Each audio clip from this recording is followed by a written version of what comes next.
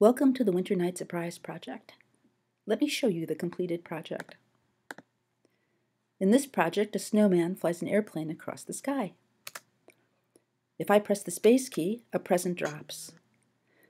If I hit a chimney with the present, if I can ever do that, I score a point.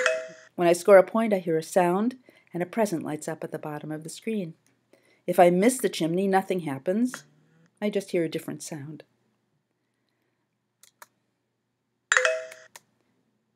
The game continues until I've scored 10 points and all the presents are lit at the bottom of the screen. Let me tell you one more thing about the game. You can only shoot a present when the previous present has reached the houses. Watch. The presents only appear when the previous present has reached the house below. Okay, I'm going to stop the demonstration. Let's go build the project.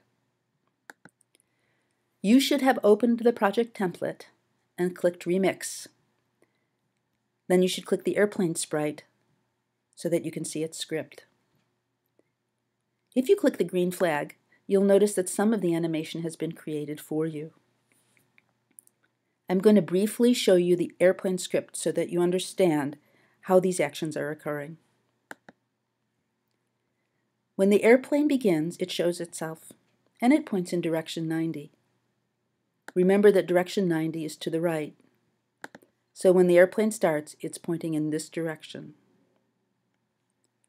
Then the airplane goes to two coordinates, x negative 200, y 143. Let's talk about what those coordinates mean. Remember that the center of the screen has the coordinates x0 and y0. X controls the horizontal movement, this way. If I move to the left, then x becomes a smaller and smaller number.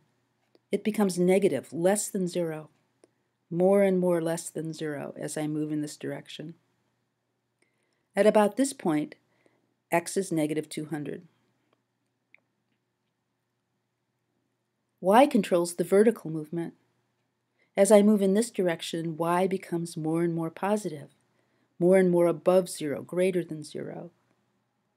And when I reach about this point, y is at positive 143.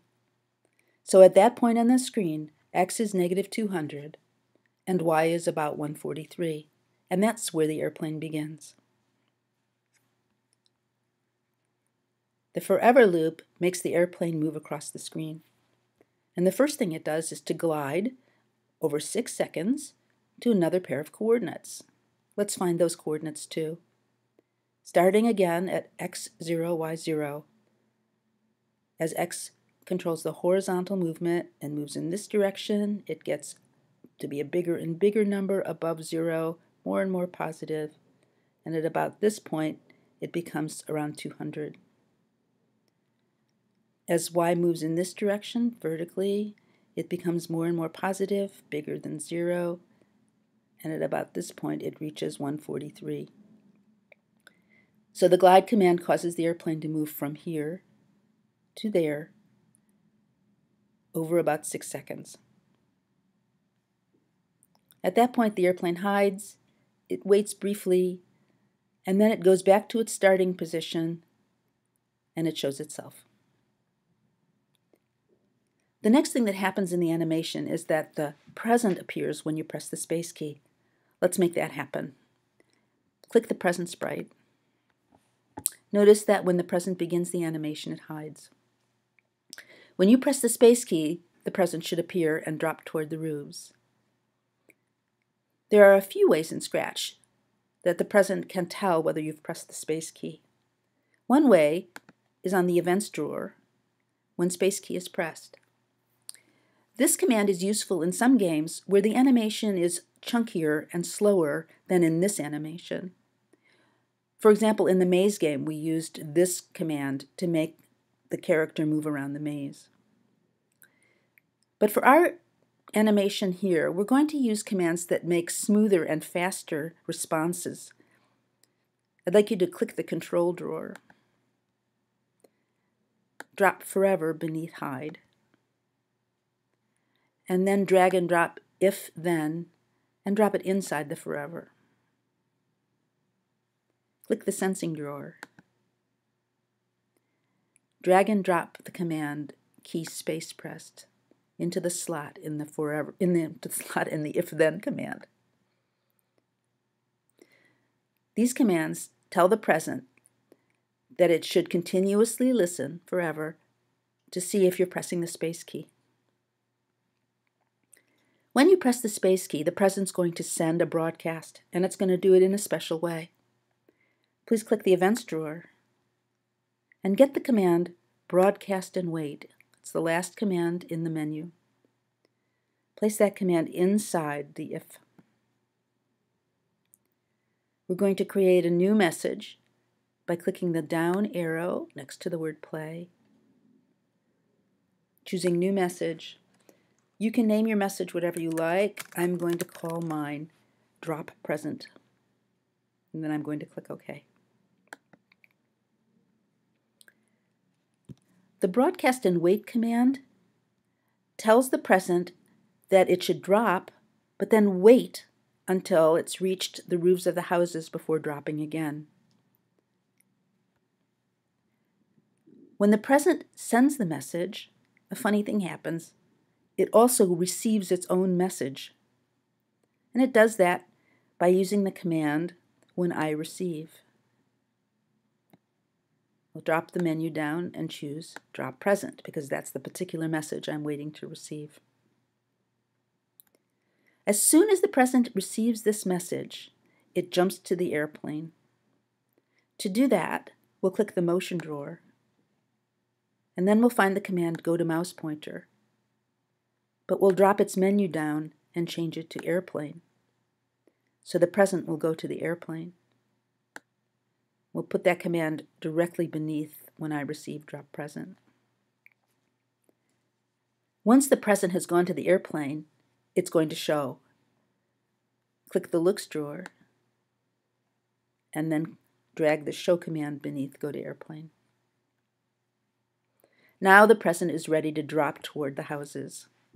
To do that, we'll learn several new commands. First, click the control drawer and find the command repeat until. Drag that command beneath show. We're going to use this command to tell the presents to move downwards repeatedly until they reach the houses. Actually, to be more specific, we're going to tell the present to move downward repeatedly until it either touches the color gray of the chimney top or the color black of the houses. Click the operators drawer. Find the command, the operator, called OR, and drop it into the repeat until command. We want to tell the present to determine whether it's touched the color of the chimney top or the color of the house. To do that, we'll click the sensing drawer and we'll get touching color twice.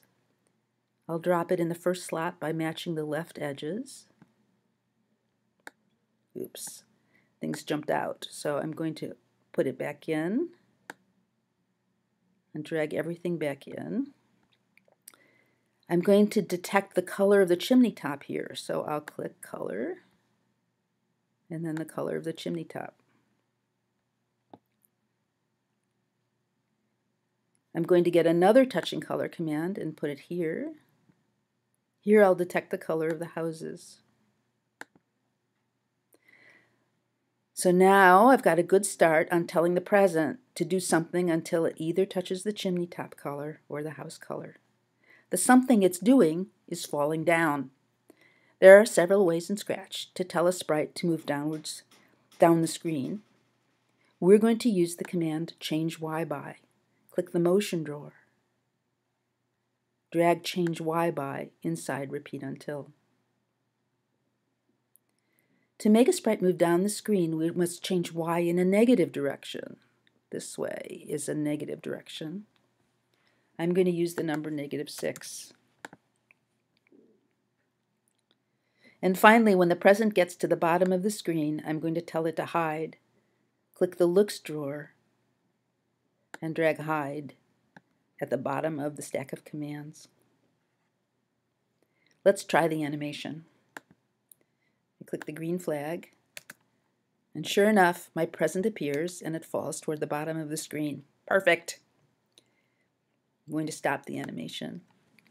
We haven't made the score work yet, so the presents didn't light up even though I hit a chimney top.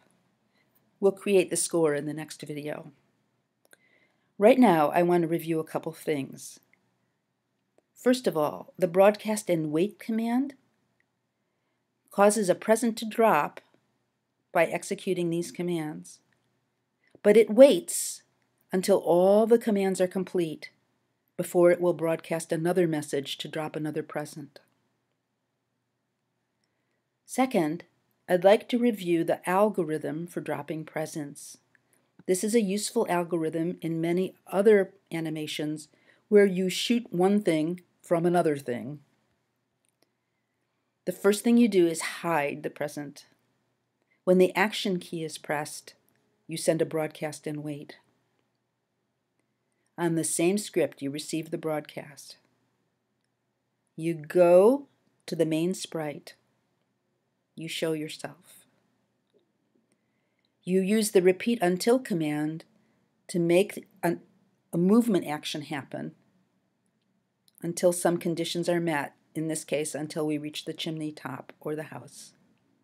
The movement action in this case is to change y by a negative number, causing the present to drop.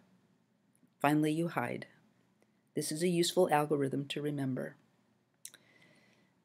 If you finish this much of the animation, you can stop the movie and go on to the next movie where you'll learn to create score.